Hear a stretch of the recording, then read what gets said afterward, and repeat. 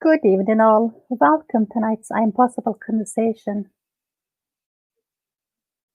I'm your host, Suk, and tonight my guest is Ashleigh King. Ashleigh is a girl who could never sit still. She's an MBA student, master-juggler, and dreamer. She's always looking for the next project and thrives on creative chaos. And tonight we're going to discuss about how she turned her circumstances into opportunity and found her passion for life. She's also a host of Nurture Your Zest podcast. And let's welcome Ashleigh here. Hi, Suki. Hello. Hello. Thank you so much for welcoming me tonight. You're welcome. How are you doing? Really good, yes. And it's really nice to see another night of clapping for the NHS, who are doing a brilliant job. That's really cool.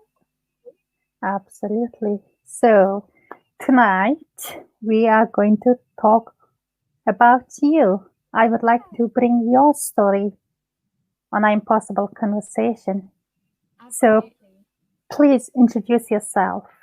Okay, well, I'm Uh, Ashleigh King, and I am originally from South Africa. So I live in the UK now. I've been in the UK a long time, almost 20 years. So it's a long time. I love the UK. I think it's a beautiful place, wonderful people in the northeast of England. I'm a big fan of Newcastle upon Tyne, where we both live. So yeah, I'm very passionate about the north, and it's a vibrant city. And moving to the UK was quite tough at the time. I didn't want to leave my friends and my family, so that was hard. But I, over time, made friends here and things like that. So I guess the things that people would like to know about me most are that I am host of the Nurture Your Zest podcast, which I love. So it's nice to be on another show. So thanks for having me on yours, Suki. And I love to chat to people from all walks of life who are curious, creative, and courageous because they interest me because they are, they look for inspiration and they nurture their zest. So, Sorry, Ashley, sorry. Could you come a little bit closer, please? Because I've just yeah. got, is it Tove saying she can't hear you Oh, very well? sorry about that. I'll just pull my Yeah. mic a bit closer. Maybe you'll hear better. Mm-hmm. Just make sure everything's plugged in. Can you hear a bit better now? Hopefully, Yeah. my mic's closer as well. Yeah. So, uh, I was saying about Nurture Your Zest and the podcast, which is great. I get to chat to some awesome people, and I will soon be doing Facebook Lives myself, like you're doing conversations with people from next week. So I Mm-hmm. will be out of my depth with that because I've never done live conversations like that, like we're doing now until Uh-huh. yesterday. Ian Farrow's show. So this Yeah. is a new world for me. I'm used to being in a studio with my awesome producer Tim, and now I'm, practicing at home. It's quite fun. Yeah, it's quite good and interesting because I think you would love this because this is kind of just hobby for me and I've started last year and it was just between friends. And but you do it in a completely different level because you've got your own branding going on and Nurture Your Zest. That's like amazing and amazing podcast. Thank you. And you've been one of the biggest supporters. So I really appreciate you saying that. I remember right from the very beginning episodes, you were commenting on lots of them, and that was really nice. Nice to have Hmm. that support. And I know many people call you a cheerleader. So that's really nice. And hi, Mayra and Shumba. It's nice to see you online. Hello. Right, okay, let's start. So when was the very first episode of Nurture Your Zest? Let's talk about that because that's your passion project, isn't it? It is. So, it's something I do for fun, and it's just because I love to chat, and it really helps me to release something in myself. I get to meet so many cool people. So, the first episode was released on the 24th of September last year, and that was Herb Kim. who's a very influential person in the tech sector in the northeast of England, and has also brought TEDx to the north of the UK. So he's run TEDx all over, from Newcastle to Manchester to Sheffield, Liverpool. So Herb's very well known, and he was very kind to be my first guest. And we spoke about all kinds of things, you know, how he's originally from New York and he moved to the UK, and how he set up TEDx, which is great. So he was really, that was one of my favorite episodes, I think, because it was the very first one. But it all started at Newcastle Startup Week when I met Tim Lizinski, and he was doing a podcast called Mind Your Business. And that was a one-off series just for Newcastle Startup Week. And it was very short. It was maybe 3 to 5 minutes. But I realized how much I liked it, and I wanted to have my own show. And that's how Nurture Your Zest was born. So I decided in August to just start the show, and then we first released 6 weeks later. So I worked very hard on the branding and the website and what I wanted it to look like, who I wanted to interview, what kind of things we would talk about.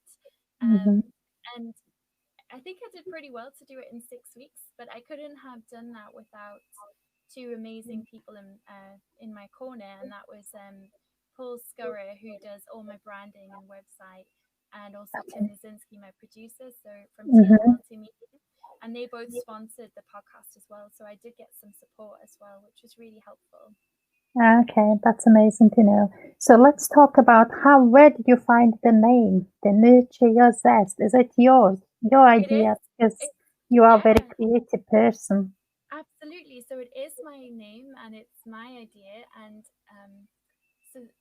well, first thing to say, I wanted to call it the Chatterbox Club. So when I was a little girl, I was 7 years old, and I always used to get put in detention for chatting. And I had a really cool principal, a teacher, who would say, she basically put all the naughty kids in the Chatterbox Club. And so what that would mean is, rather than being disciplined and in trouble and having, you know, bad views of ourselves, we would focus all of that energy on being better communicators and things like, you know, learning to debate, to tell stories, to write stories. So that was a really important part of my life. And since I always wanted to be a journalist, I had my first newspaper age 10. Wow. I know I was a bit of a weird kid, but I always wanted to have this Chatterbox Club.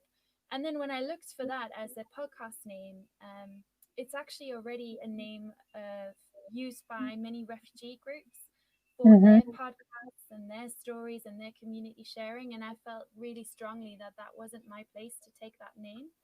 So I decided to do something different. And I looked at different words and different things like that. And actually, what'll come into this is, a few years ago, I was working in a job that I really didn't enjoy. I wanted to work with people. It was very process orientated, very, you know, data entry, the same set of steps all day, every day. And I was just bored out of my mind. And I was so like frustrated, and I would go and make myself a cup of coffee so many times because I just couldn't motivate myself. And at the same time, I was studying a course that I just wasn't enjoying. It was a very dry subject. And it was What was it? It was a higher education, postgraduate certificate in higher education, leadership management and administration.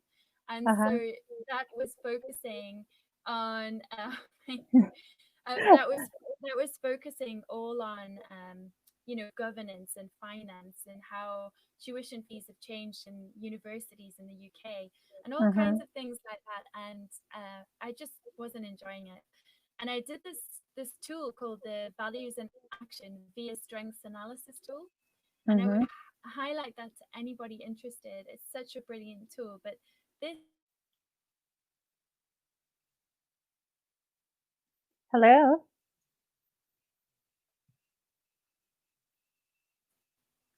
Ashleigh. and so sorry, I disappeared for a moment there. I don't know how much you heard. But the Values and Action tool, I discovered that my top 5 strengths were appreciation of beauty and excellence, Uh-huh. creativity, kindness, courage, and zest.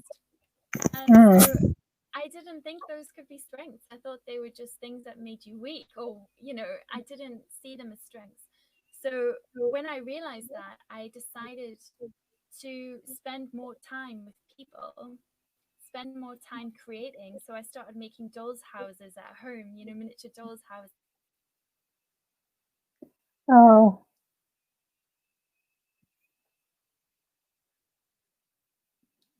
Ashleigh, are you there? And I am here. I'm sorry about that. I don't know what's happening. It was absolutely fine yesterday. I Yeah. hope it's not because lots of people are using the internet at this time. Yeah, maybe it is. Yeah, exactly. I'm really sorry about that, and I hope it won't happen again. But that's how I decided that zest was important to me, is by doing this exercise. And I think Nurture Your Zest just came out of feeling stuck.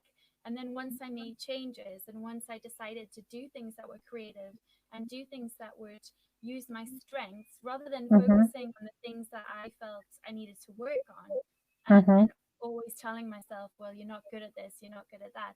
Instead, I thought, well, why don't I focus instead on the things I am good at?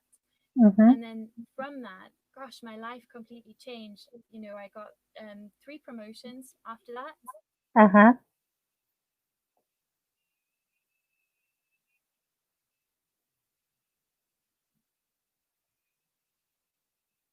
Oh, I think it's just happened again.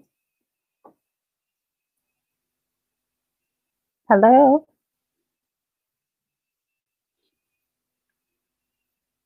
Would you like me to come on my phone? And well, I don't know. Probably like landline would be better, wouldn't it? Yeah, I'm sorry about this. That's fine. Because it's technical things always happen. If you give me one moment.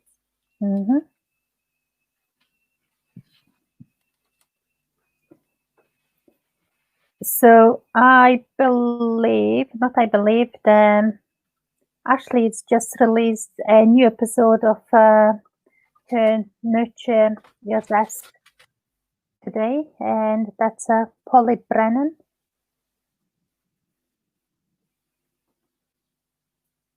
I think that's Polly, because I haven't yet listened it yet. And she's got her mental health fitness back, which is very, very useful, especially nowadays when everyone's kind of stressed about coronavirus and staying in. Let me just quickly check.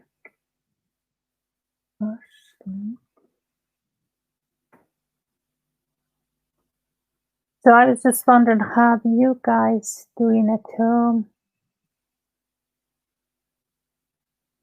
Are you making your regular walks and exercises? And how are you keeping the children active at home? Are you still doing like Joe weeks or something like that?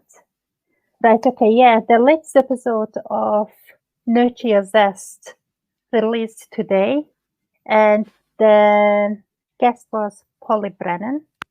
And in that episode, you will hear about adventure coaching and about her mental health kit bag and what's really like to work as a mental health coach,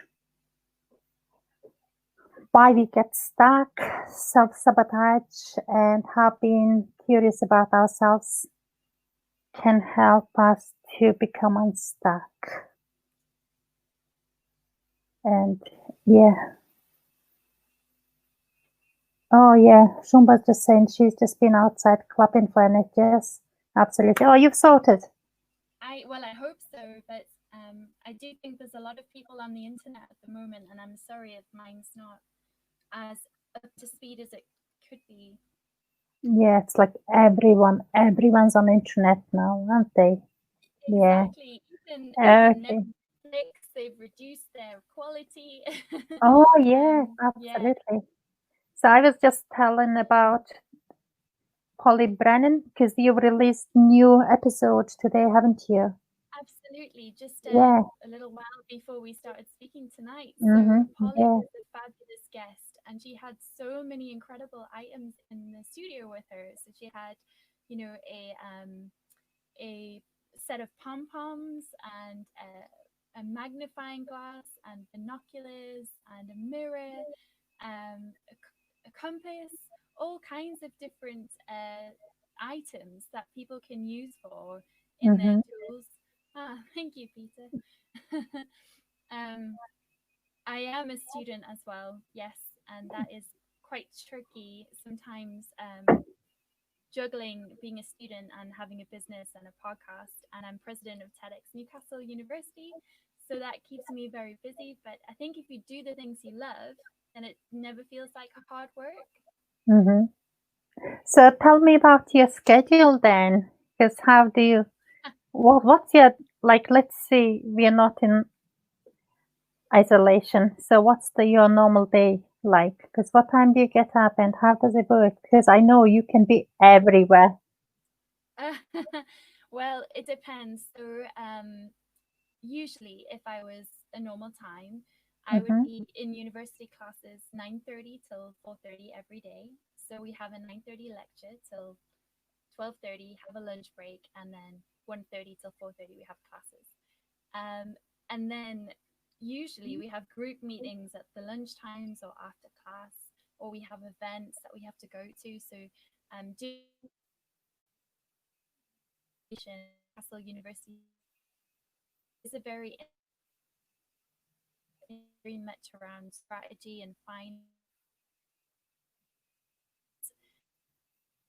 It's it is busy, but you also have a lot of networking opportunities. You get to meet very cool alumni who studied at the university or industry contacts. So that's Mhm. very cool. Um, but the thing that keeps me most busy during the week is actually TEDx. So on a most days after class, I would go straight to a meeting from 5 till 7 to chair a meeting, or I would be coaching speakers Mhm. for our TEDx Newcastle University conference. We postponed that to 2021, but Mhm. probably 3 nights a week we would be coaching speakers for 3 hours. So that is a lot of coaching. We have things like committee meetings, as I said, to chair, Mhm. communications and marketing meetings. I'll be meeting potential sponsors or suppliers or trying to negotiate contracts because we're a student society with no money. Mhm. So Yeah, we have yeah. to try Uh-huh. to schmooze. And then on Tuesdays, every Tuesday, I record in the studio at TL Multimedia with Tim, my producer, or Mhm. Alice, and Yeah. also Paul Scurra comes along to take photographs. So that's my favorite time of the week is that Tuesday between 5 and 6. It just really makes me sparkle inside interviewing Mhm. people. Yeah. Um, and so that's kind of, yeah, Monday to Friday. I'm lucky any day if I get home before 10 or 11. It's Mhm. really hectic. And then on the weekends, I've got, I usually study on Saturdays, and Mhm. Sundays I do TEDx from 10 till probably 1. Oh my God. Yeah. Uh-huh. So it is busy, but I think if you love what you do, it doesn't feel like Mhm. work. It's so Mhm. enjoyable and it's really uplifting. Yeah. So what do you think like made you enjoy that type of work? Being busy, or do you mean the type Like of work? because like let's think about like TEDx or maybe Nurture Your Zest. It's all about talking, speakers, organizing, and how come what made you to in, be interested in that type of things? Yeah, so I've always, as a kid, used to put on plays and I used to read storybooks to my family for money, draw pictures for money. So I've always been an entrepreneur. I'd always like take pictures to the neighbors and yeah, ask people to to buy them and things like that. I think for me, I just love bringing people together. So it's about the events, but it's not just going to a conference or going to a talk or a networking event. I just love the idea of bringing people from Mhm. different walks of life who can come together and enjoy an experience where they go away feeling uplifted and inspired. And I Mhm. particularly like to work with creatives who don't get the visibility they deserve. So I work with lots of communities, and I have amazing friends who are stilt walkers and circus people and drummers and just the most incredibly talented groups of people I've ever met, but who maybe don't have the cash and resources that other community groups have. So Mhm. I always try and see what we can do together, how we can collaborate. And that's the kind of stuff I just love. I love this blend of science and arts. And that's Mhm. what I really like about TEDx is it's a lot about design, art, science. There's a real mix of disciplines and subjects that are involved in TEDx. So yeah, I think it's not just TEDx that I love, but it's that whole idea. And I know that when we do the reschedule conference next year, it will be great. But I also have some of my own Nurture Your Zest plans up my sleeve, Mhm. which I'm not going to say too much about right now because All right. to keep them under wraps. But there will Mhm. be some Nurture Your Zest events coming, and I really hope that they will dazzle people, because I think there's been such an incredible response to the podcast, which has really shocked me because I didn't really know who would listen. But the people I wanted to reach were those people who were stuck like I was all those years ago. And Mhm. I think given how much people are enjoying it, how many views we get on the website every day, and how many listeners we have, we've got a huge a group of people listening in the States. We've got people listening in Finland, in Alaska, Liechtenstein, Tunisia, all kinds of All over the places. world. Yeah, Mhm. and I'm Yeah. thinking, Huh? why are you listening? We're just in Like Newcastle. novice. Huh? Yeah, so yeah, I think that it would be nice to do something that especially with all of us being on lockdown at the moment, it'll be Mhm. nice when we're able to get out and about again to do something that brings people together. Yeah, that would be absolutely lovely because I know you're only young, but then you do so many stuff. So can I just ask, what's your proudest accomplishment so far? Hmm. I actually think getting on the You've got MBA loads. was a huge accomplishment.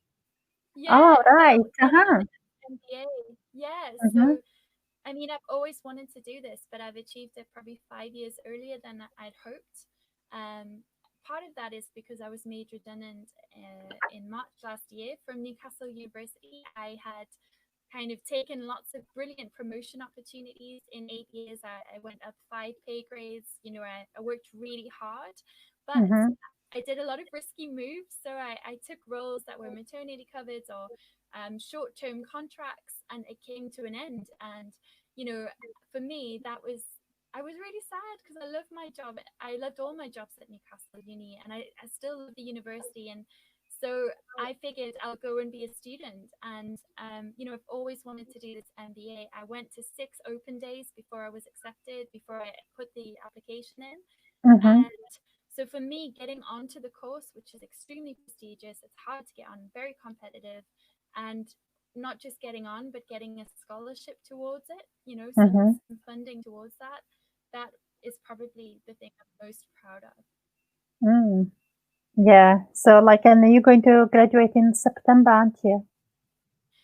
December, yeah, but I finish Oh, is it in in December? Yeah, I finish in Mm. September this year and then graduate in December. And actually, it looks like most students who would normally graduate in July are going to graduate in December, but still kind of watching to see what happens with everything. But Uh-huh.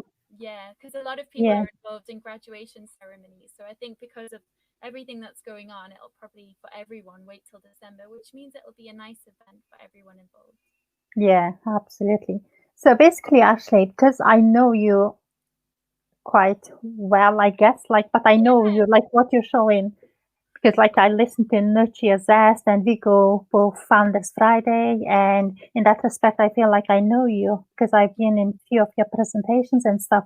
But like, that's why I just decided to ask any questions that I don't know and would like to find out about you as a absolutely. Ashley. Nothing to do with business Yeah, and nothing to do with Yeah. TEDx. So what's your favorite game of sports then? Oh wow, sports. So I prefer dance. For Oh, sure, dance. I see dance as sport. Uh-huh. So I much prefer to dance. But I love to watch sport. I like rugby. I'm a South African girl, so grew up on rugby and cricket. Uh-huh. You know, I still call football soccer. But I know that it's a thing. I know people love it, but for me, it's not that big a deal. I did go and see a Man United game once, and that was really amazing. Just the feeling in the crowd when they won. Um, I feel like, yeah, I think playing sport. I really enjoy hockey, and I love running and All right. swimming. So Mm-hmm. those are my sports. Swimming's a So big you one. got time for that as well, Oh no, no, no. on Yeah, top of what you do. no. So I Yeah. knew that doing. I mean, you can't do everything, and everyone Mm-hmm. says that, and you can think it's a cliche, but it's so true. So Mm-hmm. I feel like I stopped doing. Well, I knew that I would have to sacrifice my grades if I was going to do TEDx. Yeah. So Yeah. keep it busy. And I knew that I would probably have to sacrifice my shape, as in my weight, because I wouldn't have time to go Mm. to the gym or things like that. I've actually I'm normally running around, when I'm working. So I'm working at a festival, running up Mm-hmm. and down and trying to find different Yeah. members of the Always team on the and move. suppliers. Yeah, Yeah. but Mm-hmm. when you're sitting in a lecture room all day for about 7 hours, Mm-hmm. you know, and then in meetings after, you're just going to grab what you can when you can. So Mm-hmm. one beautiful thing that has come out of this virus is that I've actually been able to eat Stay healthy. in. So Yeah. yeah, so that's Mm-hmm. been a good outcome. But yeah, I think I would love to get to the time where I can do more sport. I do have a Mm-hmm. Wii Fit now, which is Mm-hmm. cool. I don't know. Have All you right. ever played with Yeah. a Yeah. Wii Fit? Oh, yeah. Like when you have Yeah, kids, you just go through them games quite a lot. Yes, definitely. yeah. Right. Well, there's some Okay. pretty cool dance ones, so I love the All right. dance ones. So Yeah, dancing is your sport. yeah. So let's say because you host podcast, and then who do you because do you listen to other podcasts as well?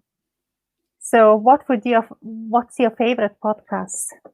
So actually, I really like quite a few podcasts. So Uh-huh.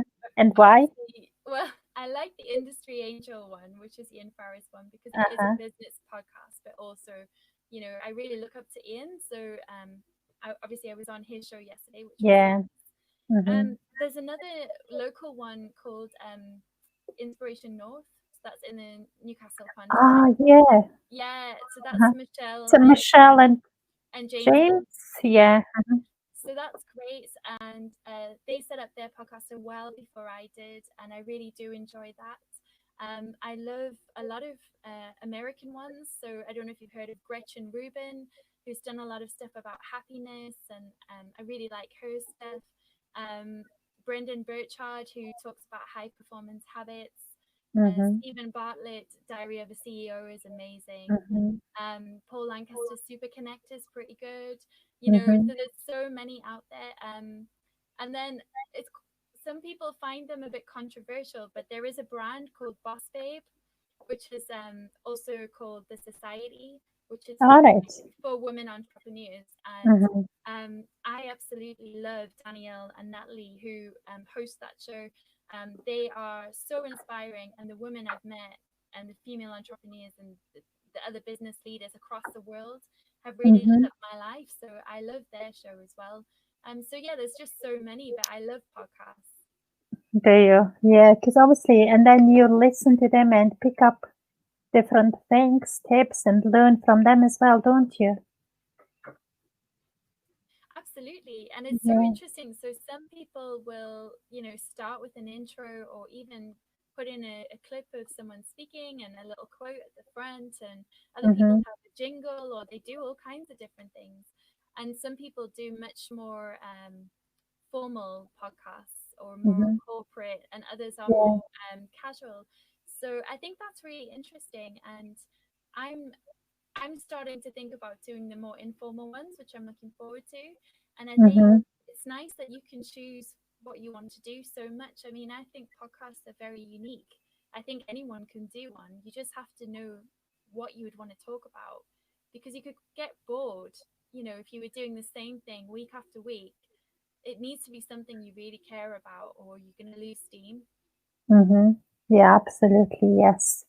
And yeah, podcasts. And because I don't know. Yeah, because because your podcast is amazing, and you choose Thank your you. guests very, like, their Yes, photos and like your website, everything. I just love it. Yeah. thank you. So Well, there is. I Mm-hmm, was just going to say I did definitely have help with that. So that mm-hmm, credit goes to Paul Scurry. He's been amazing. We've built that together as a team. mm-hmm. Yeah, fab. What's your favorite author? My favorite author, wow. Okay, so Paul, my husband, laughs at me because I'm such a big fan of old writing. So Oscar Wilde is my favorite author, but I Mm-hmm, also love Charles Dickens and Shakespeare and T.S. Eliot and Mark Twain and all these different writers, Jane Austen, the mm-hmm. Bronte sisters. So that's all my favorite kind of writing. But it's interesting because we've got all these books and he calls them tombs, and they're so big and they take up so much space, and I don't read them much because they're so big. You have to hold them and Yeah, try and read these tiny words. So it's much easier to read them on my Kindle or things like that, but I just can't possibly get rid of them. I think books are so special. absolutely. Like Paul says, it's been teamwork, Ashley. Yes, yeah, Yeah. it has been. It's been a great team effort. Yeah, okay. Yeah, of course, it's a teamwork. What would you sing at a karaoke night? Oh wow, Do you sing? you've got some good questions there. It's I'm random ones. It's really random, isn't it? and it's good. It's good. This is your thing. It's your Suki thing. I love it. So I interesting one. I used to sing in choirs growing up at school, in amateur operatic groups and things like that. I love singing, but I realize I'm much better in a chorus than a lead role. So growing up at school, I did sing a lot in lots of drama and lead roles. I think my go-to karaoke song, hmm, I have no idea. Wow.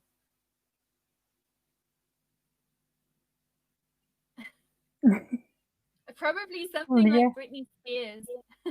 All right. Yeah. Lovely. Because that's quite, yeah, 90s, is it?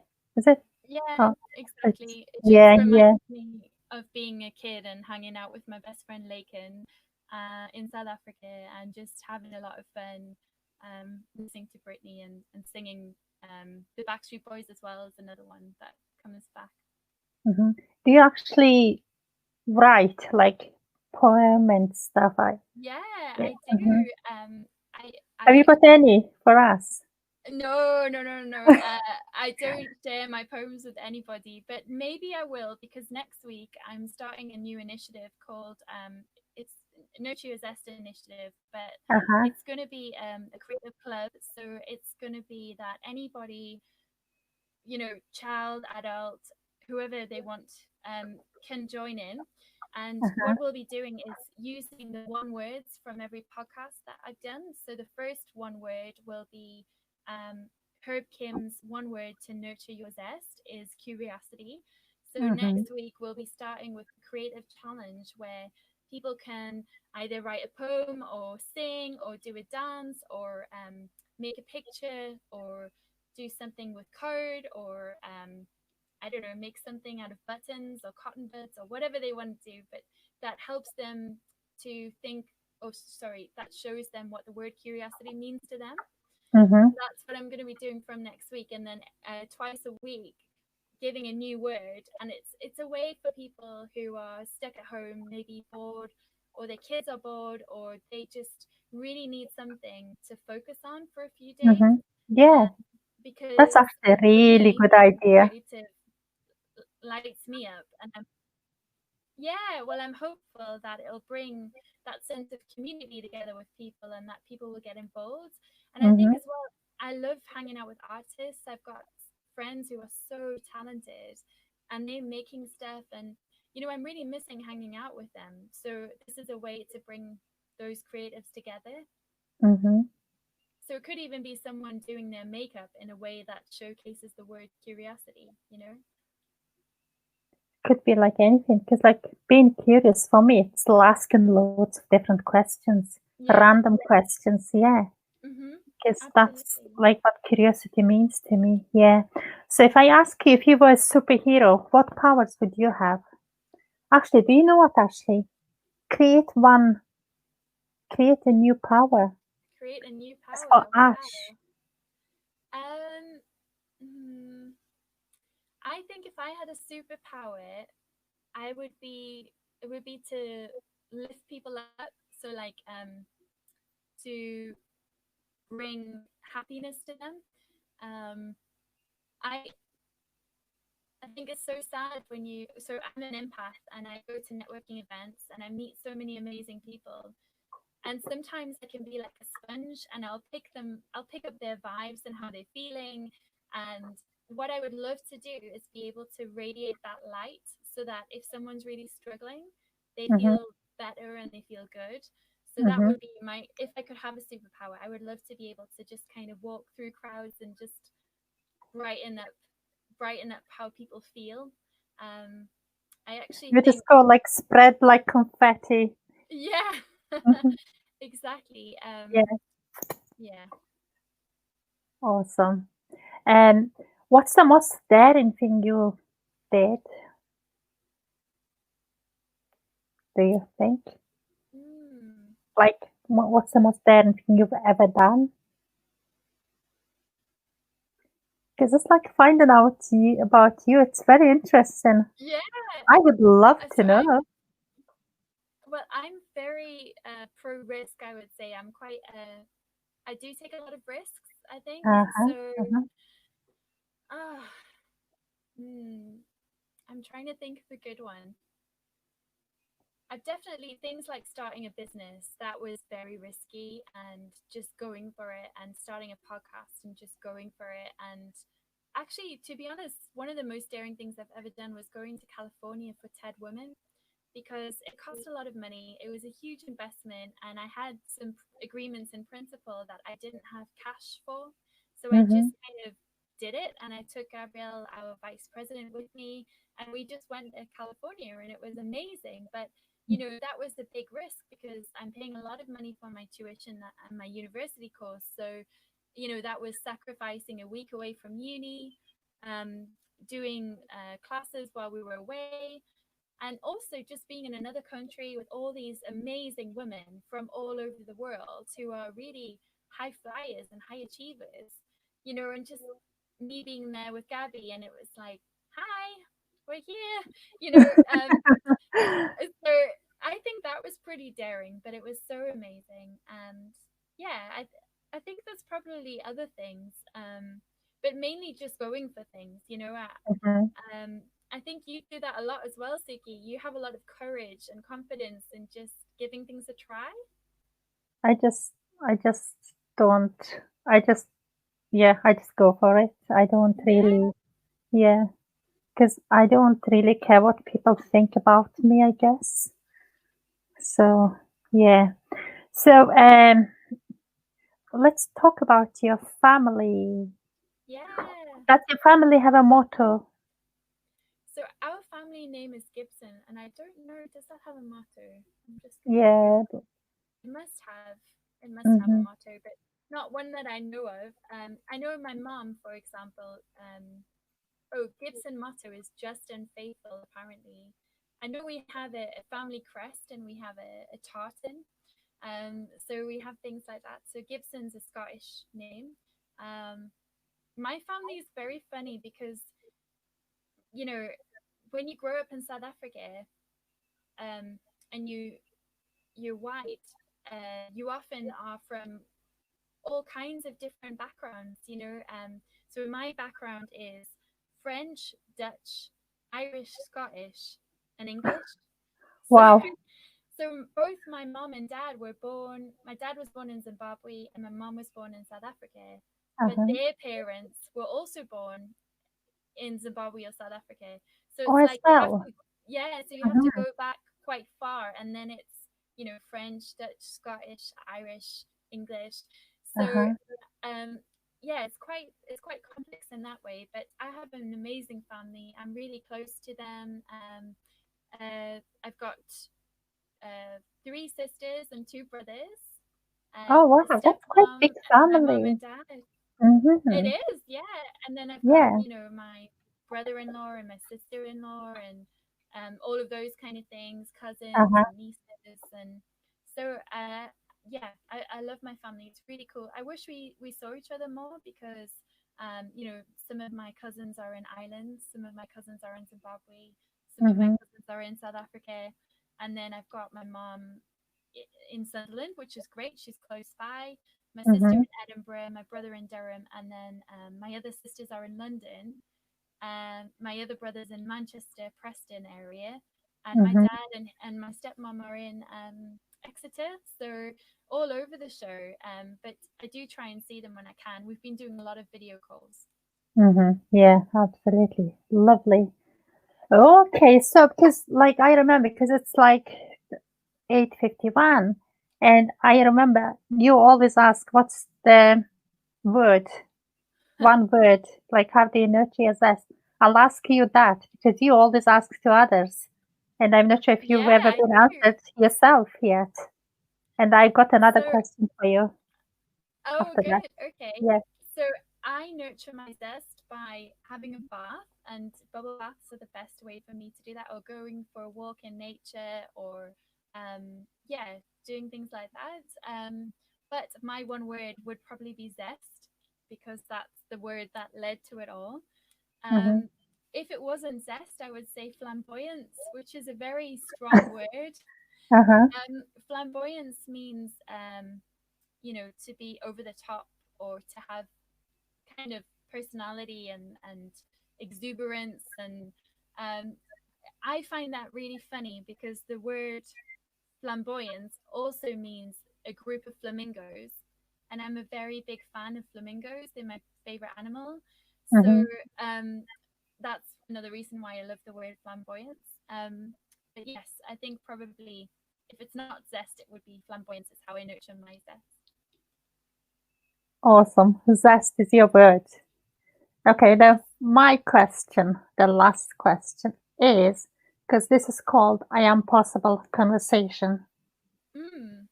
And tell me the place that I am like when you the moment you thought actually, do you know what? I am possible. I did it.